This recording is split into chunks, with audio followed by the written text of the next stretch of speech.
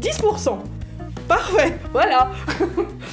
Tellement content de vous présenter 10%. Je l'ai élu ma série française préférée de tous les temps. Elle pourrait être détrônée un jour, qui sait, mais c'est ma série française préférée. Donc c'est une série de 2015 qui est passée sur France 2, qui a pour l'instant une saison avec une deuxième en préparation qui va sortir très bientôt. C'est une série qui a été créée par Fanny Herrero et qui est réalisée et produite, je crois, en partie par Cédric Clapiche. Le pitch est très très cool. Il vous parle en fait d'une agence d'acteurs. Et 10% vous raconte la vie de ses agents et agentes. Et 10% est une référence à leur métier, puisqu'en fait 10% c'est ce que touche un agent sur le cachet d'un acteur en fait. Alors déjà les 4 personnages sont tous marquants et vachement bien. Je vais commencer par la meilleure qui est jouée par Camille Cotin, que vous connaissez si vous regardiez ça des mini-programmes qui s'appelaient Connasse. J'avais pas aimé plus que ça Connasse, mais tout ce que j'avais retenu de cette mini-web-série c'est que c'était une très bonne actrice. Elle est hallucinante dans cette série, son personnage est super. Elle joue Andrea qui est cette agente très bonne dans son travail, qui vit un peu pour son taf, qui essaye d'avoir des copines à droite à gauche et elle arrive pas à trouver une nana qui lui plaît. Elle vit un peu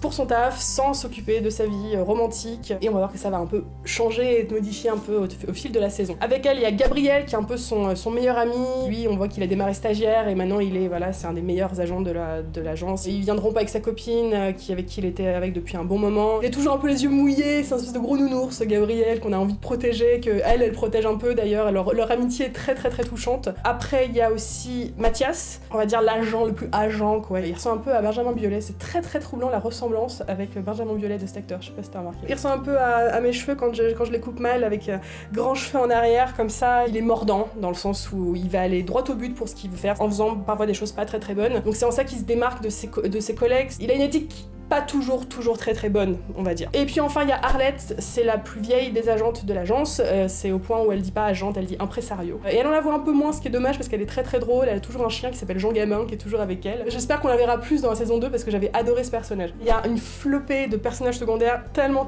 bons. En fait ils ont tous des assistants, donc il y a les quatre mousquetaires là. Et il y a aussi tous les assistants de chacun et chacune. Il y a Hervé, il y a l'assistante de Mathias. Elle a des pensées un peu impures envers son patron et elle le cache très mal et l'actrice le joue tellement bien. Il y a aussi l'assistante d'Andrea qui est en fait la fille cachée d'un des agents, Mathias, qui lui ça l'embête qu'il y ait cette fille cachée dans son agence parce que il a pas envie que sa famille actuelle sache qu'il a eu une fille illégitime et tout ça. Il y a aussi le personnage de Sophia qui joue la standardiste qui veut aussi être actrice, qui est super bien. On la voit pas trop au début de la saison mais l'actrice est tellement bonne qu'on sent qu'ils vont forcément l'utiliser à un moment parce qu'elle est trop bonne. Et en fait son personnage évolue beaucoup de cet épisode en épisode, elle devient un des personnages principaux à la fin et elle est vraiment géniale. Alors chaque épisode porte le nom d'un acteur ou d'une actrice qui va jouer son propre rôle dans l'épisode en fait. C'est une des grandes forces de la série, c'est ses personnages mais c'est aussi les guest stars qui arrivent d'épisode en épisode. Le premier épisode par exemple ça s'appelle Cécile et ça se raconte en fait une anecdote avec Cécile de France qui est donc l'actrice de Gabriel, elle avec Gabriel. Tout le pitch en fait c'est que elle a eu un rôle pour le nouveau Tarantino et en fait Tarantino à la dernière minute lui dit en fait je te prends pas parce que t'es trop vieille parce qu'elle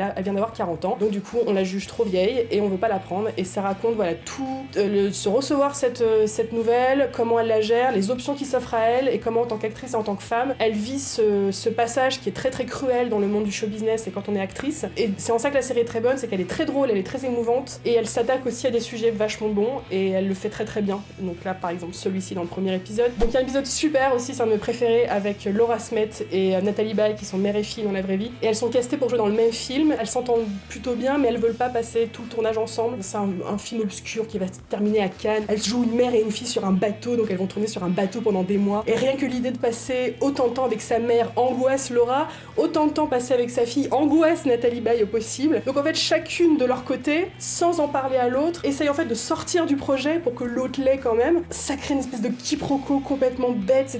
C'est très théâtral, je me rends compte comme série. C'est toujours des non-dits, des quiproquos qui provoquent des choses, des situations dans lesquelles ils savent pas comment se dépêtrer. C'est vraiment très drôle. Donc voilà, c'est une série qui est merveilleusement bien écrite. C'est ça qui me dérange souvent avec les séries françaises, c'est que les dialogues sonnent faux par moments. Ça vient du fait qu'on est nous-mêmes français. Dès qu'on regarde une série française, mais on parle pas comme ça, personne ne parle comme ça en France. Et quand j'ai vu 10%, je sais pas si c'était l'écriture ou les acteurs qui jouaient bien, c'était peut-être les deux en fait, je me rends compte. Les dialogues sont tellement naturels, c'est des références actuelles, c'est des choses qui nous parlent, et c'est bien écrit, c'est drôle, c'est hyper émouvant aussi. Ce qui me dérange avec les séries françaises, c'est aussi que j'ai l'impression que c'est ou l'un ou l'autre. Soit on fait du drame, Les Revenants c'était bien, mais oh mon dieu que c'est déprimant. confinement, soit tu fais de la farce, de la grosse farce, et j'ai l'impression que c'est comme si on n'avait pas le droit de faire un entre-deux, on peut très bien être très émouvant et très drôle, et 10% c'est ça en fait, c'est une série qui a trouvé son identité, qui essaye plusieurs choses, j'ai pleuré devant 10%, j'ai pleuré de rire aussi devant 10%, et c'est une série que je recommande à tout le monde, parce que c'est une série qui prouve qu'on peut faire des très bonnes choses avec les séries en France, qui donne beaucoup d'espoir. C'est la première fois que je revoyais, je l'ai vu 6 ou 7 fois dans son intégralité 10%, parce que je ne m'en lasse pas, c'est très drôle, c'est très émouvant, on a envie de voir la suite, on a envie de les revoir, et ça parle du cinéma et de la télévision d'une manière très juste et touchante. La dernière réplique de la série est très belle, enfin de la saison, et vraiment, on vous conseille 10%, je peux vraiment aller la voir. Vous allez vraiment pas le regretter, je pense que vous avez adoré cette série. Je l'ai montré à pas mal de gens, je connais pratiquement personne qui ait pas aimé cette série. Vraiment, voilà. Regardez-la et rejoignez-nous dans l'attente interminable de cette saison 2.